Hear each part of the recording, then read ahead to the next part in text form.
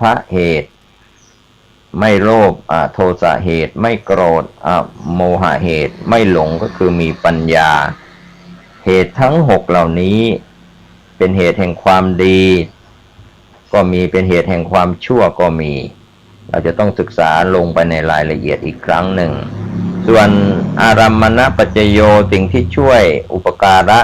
โดยความเป็นอารมณ์6ก็คือรูปารมณ์สีต่างๆสัทธารมณ์เสียงต่างๆคันธารมณ์กลิ่นต่างๆรสารมณ์รสต่างๆโผฏฐัพพารมณ์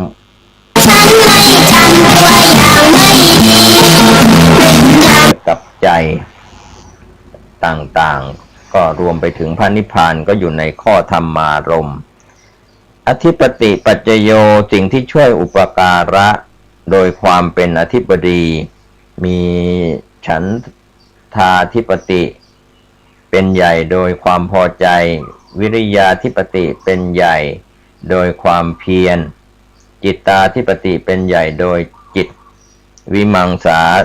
ธิปติเป็นใหญ่โดยปัญญาเรียกว่าอธิบดี4ก็ได้นะครับ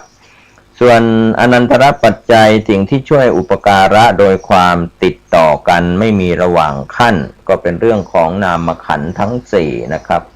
เวทนาเสวยอารมณ์สัญญาจำอารมณ์ครับสังขารขันธ์นะครับแล้วก็วิญญาณขันธ์นามขันธ์ทั้ง4นี้ก็เริ่มที่เวทนาเรียกว่านามขันธ์4เวทนาขันธ์สัญญาขันธ์สังขารขันธ์แล้วก็วิญญาณขันธ์ส่วนสมนันตระปัจจโยสิ่งที่ช่วยอุปการะโดยความติดต่อกันไม่มีระหว่างขั้นแน่นอนครับก็ไม่มีอะไรมาขั้นเราจะได้ศึกษาว่าเป็นสมนันตระปัจจโยอย่างไรอนันตระปัจจโยอย่างไรสหชาตปัจจโยสิ่งที่ช่วยอุปการะโดยความเกิดพร้อมกันของนามหรือรูปหรือของรูปหรือนามที่เป็นปัจจัยนามเป็นปัจจัยให้เกิดรูปรูปเป็นปัจจัยให้เกิดนามนะครับเราก็จะศึกษาในสหชาตปัจจโยอัญญมัญญปัจจโยสิ่งที่ช่วยอุปการะแก่กันและกันของนามรูปจะขาดจากกันไม่ได้นะครับก็จะมีรายละเอียดที่จะศึกษากันในหัวข้อเรื่องต่างๆนิสยปัจจโยสิ่งที่ช่วยอุปการะโดยความเป็นที่อาศัยเรียกว่าเป็นฐานประกอบการอื่นได้ส่วนอุปนิสยปัจจโยเป็นสิ่งที่ช่วยอุปการะโดยความเป็นที่อาศัยให้เกิดกำลังมากให้เกิดประโยชน์ได้สำเร็จปุเรชาตปัจจโยสิ่งที่ช่วยอุปการะโดยการเกิดก่อนเพื่อเป็นกำลังหนุนปัจฉาชาตปัจจโยสิ่งที่ช่วยอุปการะโดยความเกิดทีหลังปัจฉาทีหลังนะครับแล้วก็เป็นกำลังเสริมให้สิ่งหนึ่งเจริญสมบูรณ์ขึ้นอาเสวณปัจจโยเป็นสิ่งที่ช่วยอุปการะโดยความเสพต่อเนื่องสม่ำเสมอทำให้เกิดความคล่องแคล่วมีความชำนาญกรรมปัจจโยสิ่งที่ช่วยอุปการะโดยการปรุงแต่งกายปรุงแต่งวาจาคำพูดปรุงแต่งใจคือความนึกคิดเพื่อให้กิจต่างๆนั้นสำเร็จลงวิปากปัจจโยเป็นสิ่งที่ช่วยอุปการะโดยความเป็นวิบากคือการส่งผลอาหารปัจจโยสิ่งที่ช่วยอุปการะโดยความเป็นผู้นำมาก็จะพูดถึงอาหารทั้ง4นะครับมีกัพพรีกราหารอาหารที่เป็นคำภัสสาหารมโนสัญเจตนาหารแล้วก็วิญญาณอาหารนะครับก็จะพูดคุยกันในรายละเอียดลงไปอีกอินทริยปัจจโยนั้นเป็นสิ่งที่ช่วยอุปการะโดยความเป็นใหญ่เป็นผู้ปกครองก็คืออินทรีย์22ก็จะมีรายละเอียดที่จะศึกษาในส่วนปลีกย่อยฌานปัจจโยสิ่งที่ช่วยอุปการะโดยความเป็นผู้เพ่งอารมณ์ก็เรื่องขององค์ฌาน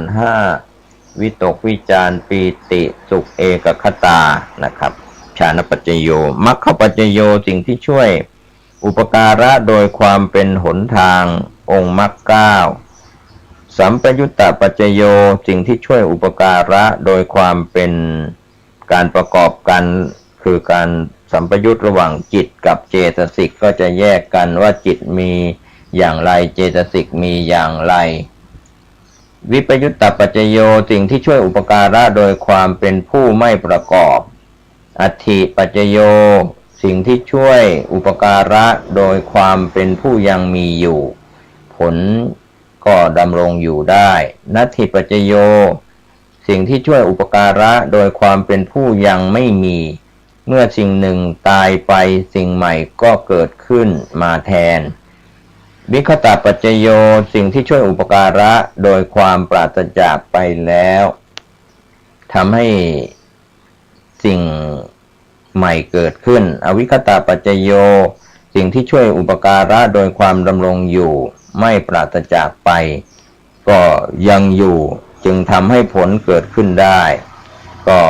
บทสวดอภิธรรม7คัมภีร์ที่พระสวดในงานศพนะครับก็ถือว่าจะได้ศึกษาในปัจจัย24ที่กล่าวมาโดยย่อๆก็ยังไม่เข้าใจนะครับถึงความหมายของปัจจัย24นี้ท่านผู้ฟังก็อย่าเพิ่งเรียกว่าตกใจครับก็จะได้อธิบายขยายความสภาวธรรมไปทีละเล็กทีละน้อยต้องใช้เวลากับก็ถือว่าเหมือนเราสร้างสิ่งของอย่างพระธาตุพระเจดีย์หรือศาลาการประเรียนโบสถ์วิหารที่ใหญ่ๆนี่ก็จะต้องใช้เวลาการศึกษาคัมภีร์ที่ละเอียดสุขุมคัมภีรภาพซึ่งถือว่าเป็นเหมือนเมืองใหญ่เราไปเที่ยวเมืองใหญ่มีความกว้างใหญ่ไพศาลเรียกว่ากว้างใหญ่ก็อาจจะเที่ยวไม่ทั่วเมืองใหญ่ๆในเวลาเพียงไม่กี่วันอาจต้องใช้เวลาหลายวันนี่ก็เช่นเดียวกันการศึกษาในคัมภีร์มหาปฐานเหมือนเป็นมหานครที่จะอันตรธานคือจะสูญหายไปก่อนเพราะว่าคนที่จะเข้ามาศึกษาได้อย่างลึกซึ้งนั้นก็เป็นเรื่องยากดังนั้นท่านผู้ฟังที่จะศึกษาคัมภีร์ปฐานทางอากาศนี้ก็ถือว่าเป็น